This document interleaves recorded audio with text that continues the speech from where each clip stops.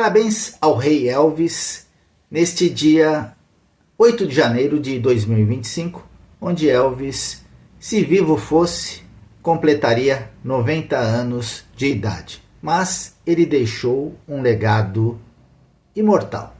Toda a história é feita de realidade e mito. O mito é sempre mais sedutor do que a própria história. Comumente gostamos mais do mito e nos aferramos a ele e levantamo-nos em protesto à real história. Há um mito na história de Elvis que o gêmeo morto era idêntico. Os gêmeos eram idênticos? Através da melhor biografia já feita sobre Elvis Presley, uma verdadeira análise, vamos aprender mais sobre isso. Vamos ao texto. O mito, ao final de tudo, é o que nós acreditamos naturalmente. A história é o que devemos aprender e a luta dolorosa para se lembrar. O conflito do mito e da história é particularmente evidente nos relatos do nascimento de Elvis. De acordo com o mito de Presley, a previsão de Gladys foi cumprida.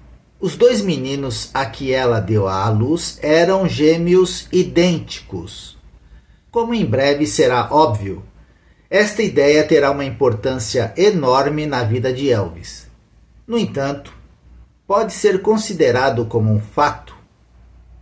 Elvis afirmou que carregava consigo o sinal do gêmeo idêntico, visivelmente em seu corpo na forma de uma estranha teia que se estendia entre o segundo e terceiro dedo do seu pé direito.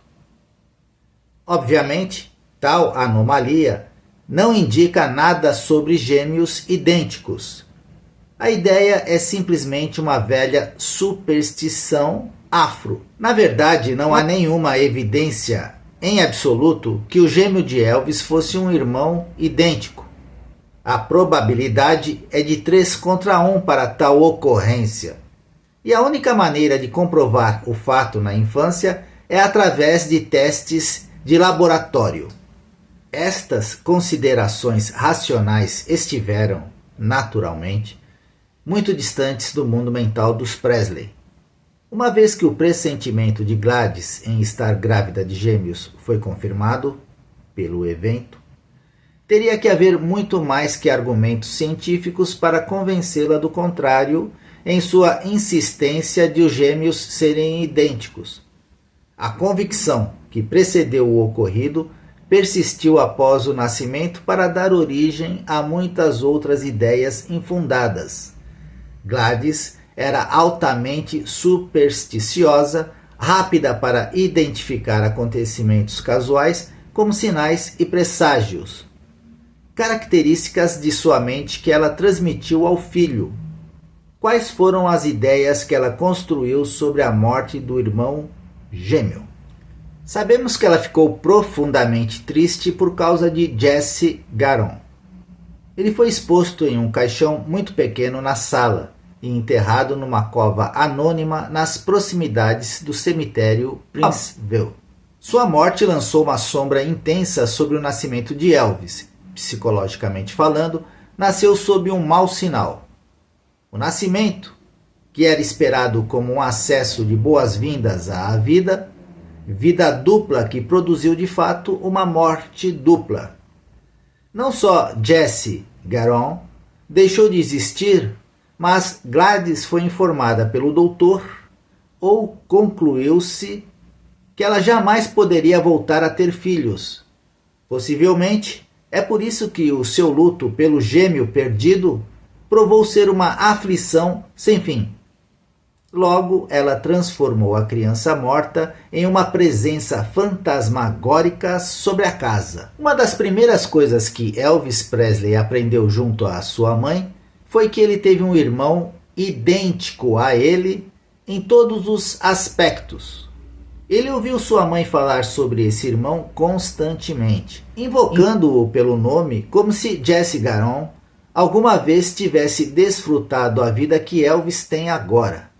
Sua mãe lhe disse que a personalidade do irmão gêmeo é transferida para o gêmeo sobrevivente, plantando assim em sua mente a noção de metempsicose. Na religião, movimento cíclico, por meio do qual um mesmo espírito, após a morte do antigo corpo em que habitava, retorna à existência material, animando sucessivamente a estrutura física de vegetais, animais ou seres humanos, reencarnação, que floresceu anos depois em sua convicção de ser um mestre reencarnado que havia vivido nos tempos antigos. Ela também lhe ensinou que Jesse Garon era um anjo no céu com quem Elvis podia conversar através de oração.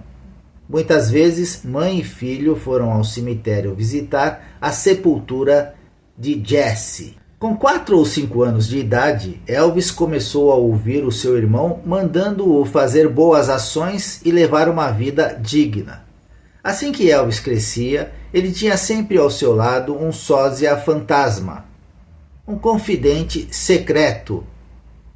Este irmão espiritual é um dos personagens mais importantes na vida de Elvis Presley, pois, a partir da adolescência, Elvis expôs com clareza crescente todos os sinais de uma personalidade dividida.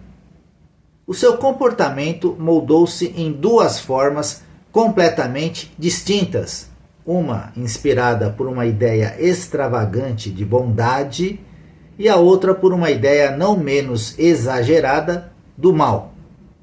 Cada aspecto da vida subsequente e carreira de Elvis carrega a marca inconfundível dessa dicotomia. Quando criança, Elvis queria ser um santo.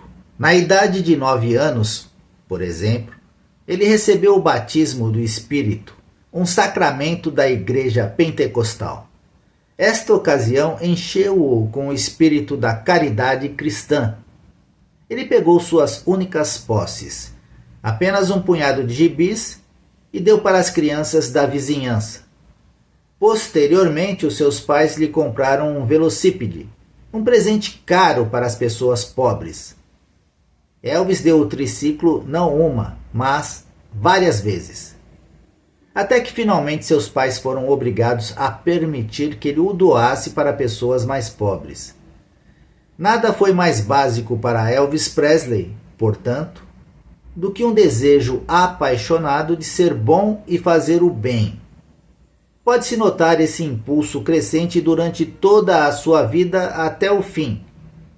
Por outro lado, esta ânsia de ser um santo em vida foi contrariada por uma compulsão igualmente poderosa que o dirigiu em sentido contrário e o transformou muitas vezes em uma figura diabólica. Não apenas um homem que faz o mal, mas que seduz os outros para o caminho do pecado e aprecia sua queda.